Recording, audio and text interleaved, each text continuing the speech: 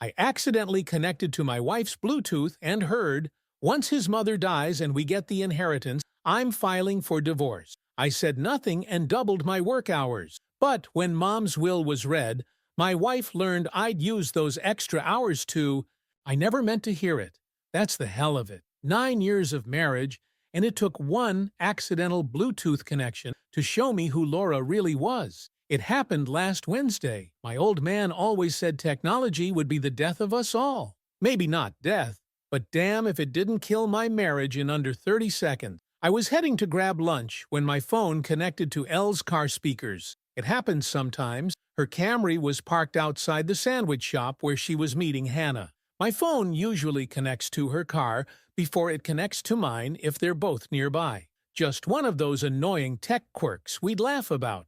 Not laughing now. At first, I didn't realize what was happening. I was scrolling through a playlist when suddenly I heard Elle's voice through my earbuds. Mid-conversation, I almost disconnected, but something in her tone made me pause. Just need to hang in there a few more months. The doctors said Nancy's got half a year. Tops. My mother. My dying mother. Once his mother dies and we get the inheritance, I'm filing for divorce. I've already looked into lawyers. The world stopped, right there in the parking lot, with my turkey sandwich going cold in its bag. Hannah asked something I couldn't quite hear, then Elle laughed. Actually, laughed. She said something about how I'd been a decent husband, but she'd done her time and was ready for the next chapter. With my mother's money. Money I didn't even know I was getting, since Mom and I had been on rocky terms until recent. Look, Mom and I had our issue. She never approved of my career choice, wanted me to take over the family business instead.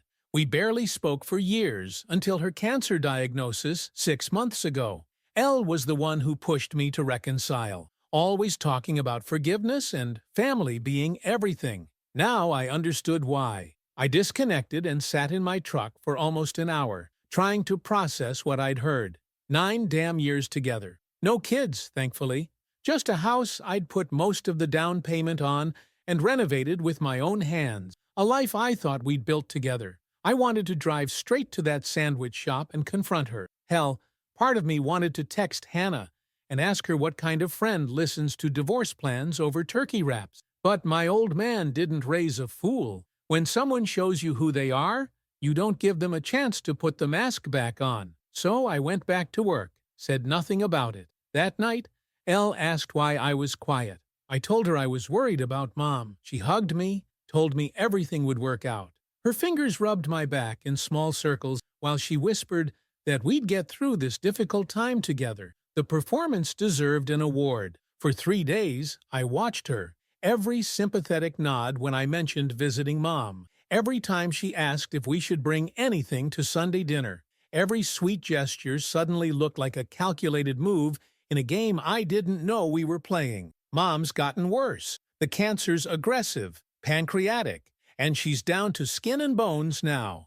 Still sharp as a tack mentally, but her body's failing fast. Each time we visit, Elle holds her hand, brings her those fancy teas she likes. Meanwhile, I'm sitting there wondering if Elle is mentally calculating the thread count of the sheets she'll buy with my mother's money. A week after the Bluetooth incident, I volunteered for overtime. Told Elle we should start saving more with Mom's medical bills piling up. She agreed so quickly it made my stomach turn. Said she'd cut back on her spending too, to help out. What a saint. I took every extra hour I could get. Weekends, holidays, you name it. Elle assumed I was coping with grief by burying myself in work. Partially true. What she doesn't know is what I'm doing with those extra hours. I'm not just working, I'm planning. First thing I did was call Deacon, my buddy from college who handles people's money now. Told him everything. He advised me to document all marital assets immediately. So I did. Bank statements, property values, retirement accounts, everything. Next, I started researching inheritance laws in our state. Turns out timing matters when it comes to inheritance during divorce proceedings. Mom's not stupid. She was a businesswoman before retirement, built her own success from nothing. So last Sunday, while Elle was at her yoga class, I sat in Mom's sunroom and told her everything. She didn't even seem surprised. That's when I learned Mom had suspicions about Elle for years.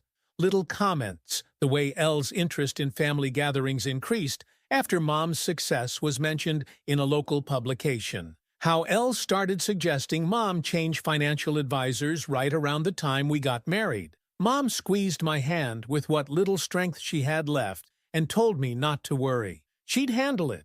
I've been working 60-hour weeks now. Elle thinks I'm pulling extra shifts and weekend work. Some of that's true.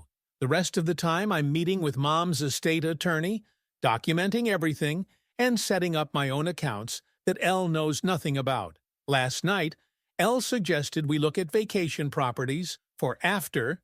She quickly corrected to when Mom gets better. The slip felt like a knife between my ribs. I smiled and said, maybe we should focus on the present. She kissed my cheek and said I was right, then suggested we have her parents over for dinner next week. Keep up appearances, keep the facade intact. My old man also used to say that the foundation determines whether a structure stands or falls. Elle thought she was building on solid ground. She had no idea the entire time that she was standing on sand. Mom's getting worse daily now.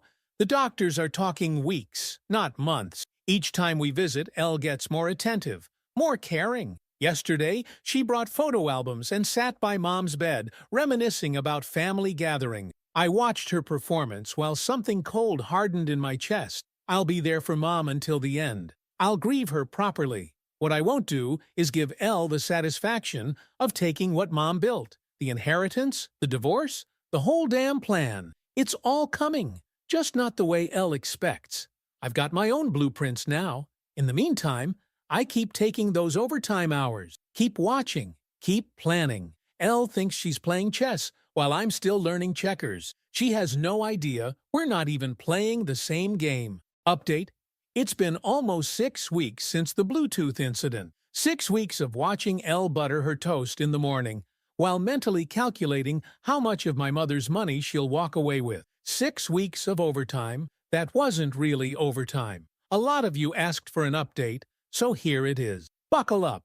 Mom's health has deteriorated faster than anyone expected. The doctors revised her timeline from months to weeks. Every visit is harder than the last. Watching a strong woman shrink before my eyes. Her mind is still razor sharp, but her body is giving up the fight. Elle has doubled down on the devoted daughter-in-law act, brings homemade soup, adjusts Mom's pillows, even organized a photo album of family memories that conveniently highlights every vacation and holiday where Elle was present. The performance makes my skin crawl. But let's talk about those overtime hours. My old man always said that preparation beats desperation every time. So while Elle thinks I've been working 60-hour weeks to cope with grief and pad our saving, I've been building something else entirely. First, those extra hours gave me cover to meet with 3 different attorneys specializing in inheritance and divorce. Turns out, in our state, inheritance received during marriage can be considered separate property if it's not commingled with marital assets. That single piece of information became the foundation of everything that followed. Second, I've been documenting everything, every bank statement, every conversation about our future that Elle initiates. Every time she mentions what we'll do with the money after Mom is gone. I've even recorded a few key conversations. Not for court. Most recordings aren't admissible here, but for my own sanity. To remind myself I'm not crazy when Elle gaslights me about her intentions. But the real revelation came when I was backing up photos from our shared cloud account. There, in a folder titled Personal Docs, was a consultation receipt from a divorce attorney dated 3 months ago. 3 months before the Bluetooth incident, before Mom's condition worsened. She's been planning this longer than I realized. I also discovered she's been researching properties in coastal Carolina.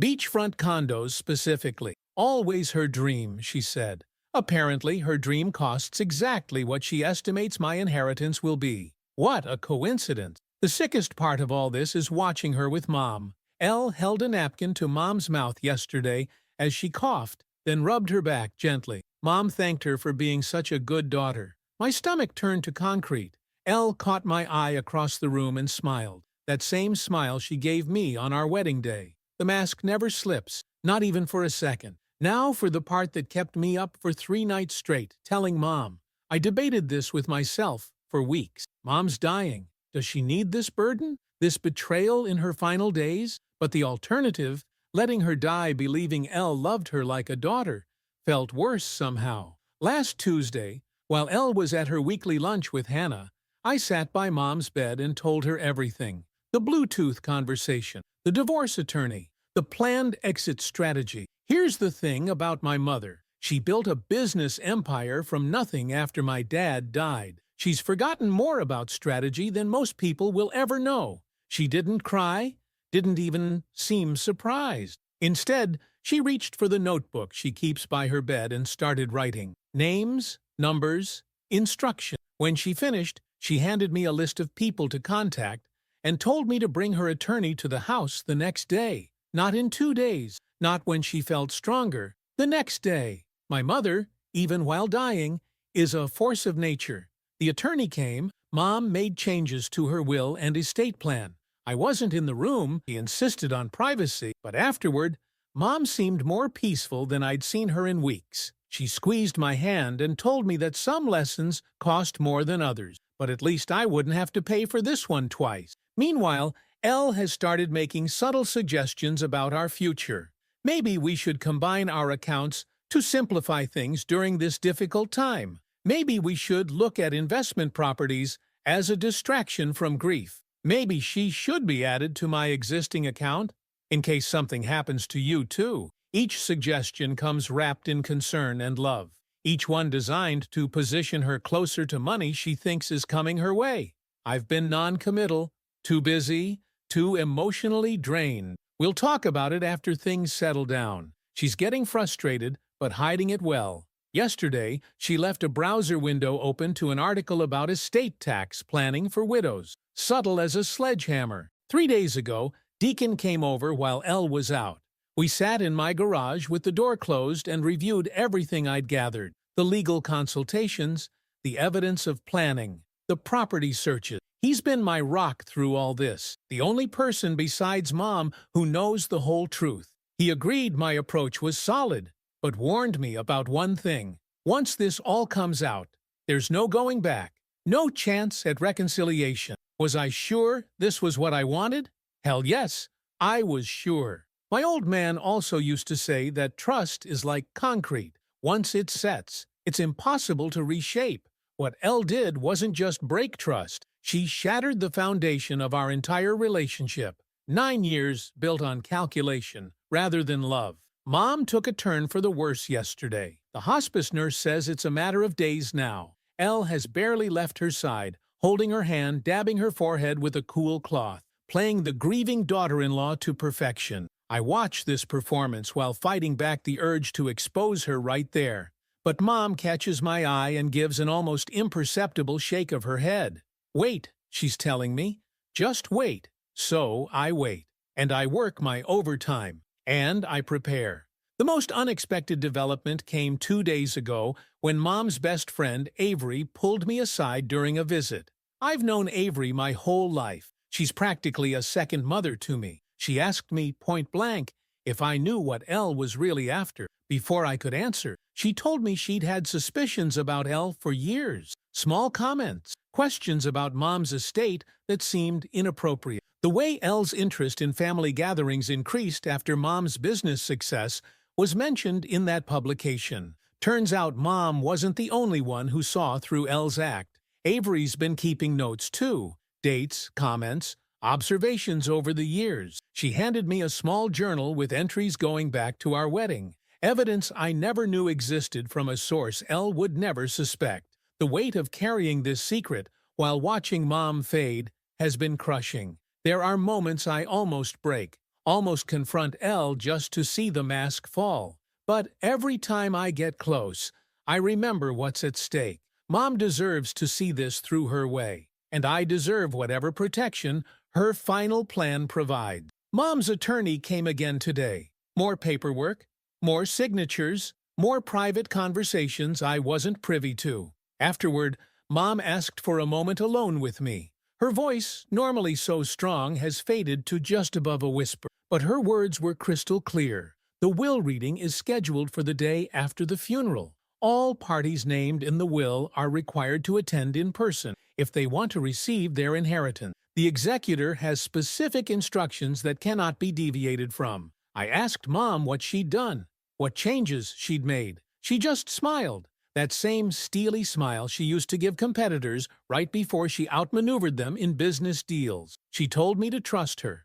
that Elle wouldn't get what she wanted, but she would get exactly what she deserved. Mom died peacefully last night, with me holding one hand and Elle clutching the other. Elle's tears seemed genuine. Maybe some part of her did care for Mom in her own way, or maybe she was just relieved the waiting was finally over. The funeral is scheduled for Thursday, the will reading for Friday afternoon. Elle has been making calls about the arrangement, playing the part of the devoted wife supporting her grieving husband. She's been remarkably efficient, handling details I'm supposedly too distraught to manage. Last night, she sat on our bed looking through real estate listings on her tablet. When I walked in, she quickly switched to a sympathy card site. Not quick enough. The foundation is poured. The framework is in place. In less than 48 hours, everything Elle thought she was building will come crashing down around her, and I'll be standing clear of the debris. Update 2.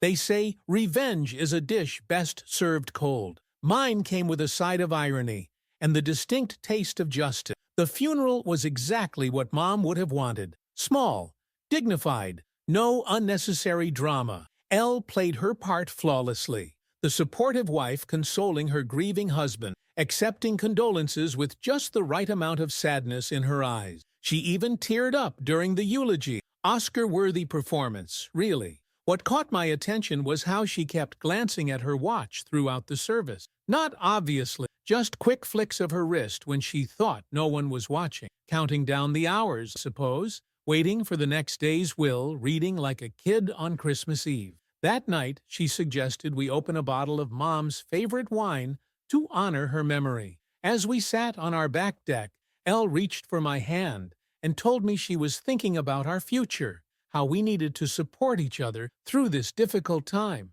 how Mom would want us to use whatever she left us to build a beautiful life together. The confident way she said, whatever she left us, as if Mom's money was already in our joint account, made my skin crawl. I nodded and squeezed her hand while mentally reviewing everything that was about to unfold.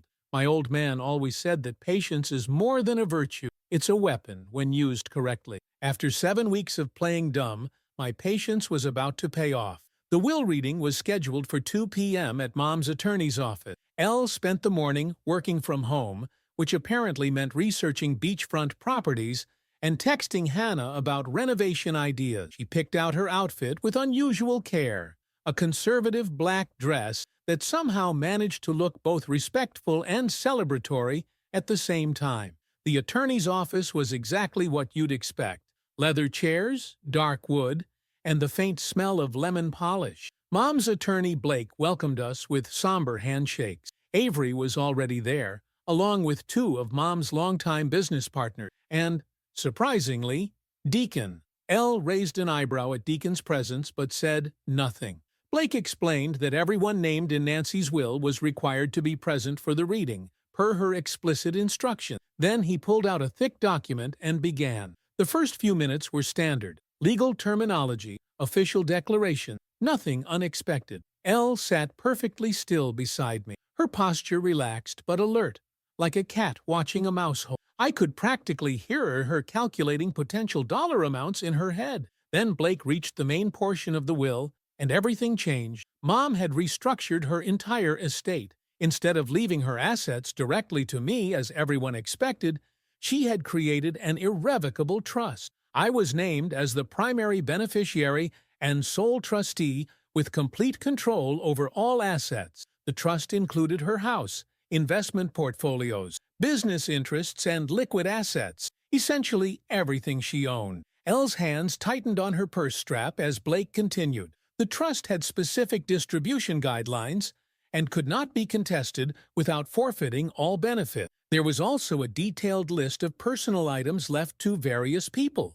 Jewelry to Avery, art collections to business associates, family heirlooms to distant cousins. Elle's name was conspicuously absent from this list. When Blake finished the main provision, I heard Elle exhale slowly beside me. She was probably thinking this was still workable. As my wife, she could argue entitlement to trust benefits or pressure me to make distribution. Then Blake cleared his throat and said there was a sealed letter that Nancy had instructed be read aloud at this meeting. He broke the seal and began reading. Mom's letter was brief but devastating. She wrote that after careful consideration, she had structured her estate to protect it from those with ulterior motives. She explicitly stated that her daughter-in-law Laura was to receive nothing from her estate under any circumstances, even in the event of my death. Any attempt by Laura to access these assets would trigger clauses that would redirect all benefits to various charities listed in an appendix. The letter concluded by revealing that Nancy had known about Laura's plans to divorce me after her death to take the inheritance. She didn't specify how she knew, protecting me from revealing the Bluetooth incident, but made it clear she had irrefutable evidence of Laura's intention. I heard Elle's sharp intake of breath, felt her body stiffen beside me. When I glanced over, her face had gone completely white, except for 2 bright spots of color high on her cheekbones. Her expression cycled rapidly between shock, confusion, and barely contained rage. But the bombshell hadn't fully dropped yet. Blake continued with what he called additional provisions. This was the part Mom and I had worked on together during those private meetings. She had established a separate fund, a substantial one, specifically designated for my entrepreneurial ventures. This fund, Blake explained, had already been active for the past 6 weeks. And that's when Elle finally understood what my overtime hours had really been about. While she thought I was pulling extra shifts, I'd actually been using Mom's seed money to start my own business. Using my skills and industry connections, I'd partnered with Deacon to purchase and renovate a commercial property, our first of several planned investments. Mom had connected us with her financial advisors, who helped structure the deal to maximize returns while minimizing risk.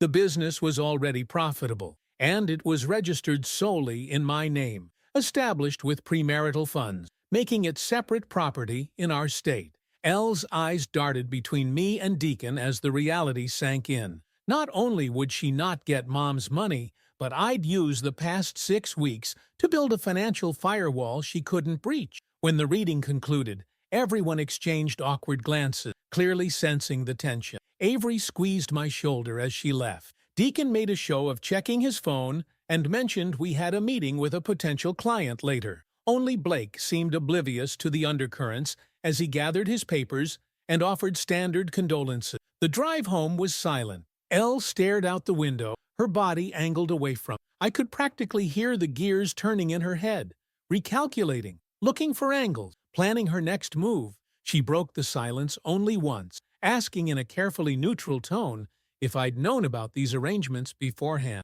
I just nodded and kept driving. Let her stew in the uncertainty. When we got home, I headed straight for our home office, returned with a large envelope that I'd prepared weeks ago. Inside was everything: the transcript of the Bluetooth conversation, screenshots of her property searches, copies of her consultation receipt from the divorce attorney, bank statements showing her separate account I'd discovered, and Avery's journal documenting years of suspicious behavior. On top was a set of divorce papers already filled out. Just needed her signature. Elle flipped through the contents, her hands shaking slightly. When she looked up, her mask had completely slipped. No more devoted wife, no more grieving daughter-in-law, just cold fury and the desperate calculation of someone watching their plans crumble. She tried multiple approaches in rapid succession. First came denial, claiming I'd misunderstood everything. When that didn't work, she switched to tears and apology. Then anger.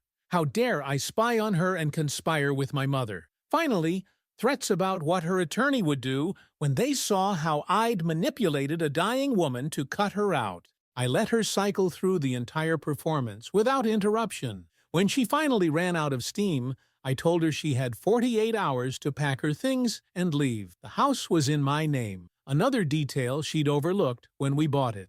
I'd been making payments from my separate account for years. She left the next morning while I was meeting with Deacon, took her clothes, personal items, and a few small valuables we'd received as wedding gifts, left behind the framed photo of her and Mom that had occupied a prominent place on our mantel. Her final attempt at petty revenge, I suppose. Her parents called, demanding explanation. Apparently, Elle had told them a creative version of events, casting herself as the victim of a vindictive mother-in-law and calculating husband. I emailed them the Bluetooth transcript. They haven't contacted me since. Hannah reached out too, surprisingly contrite. Turns out she'd been uncomfortable with Elle's plans from the beginning but didn't know how to warn me. She admitted to encouraging Elle to reconsider several times. Too little, too late.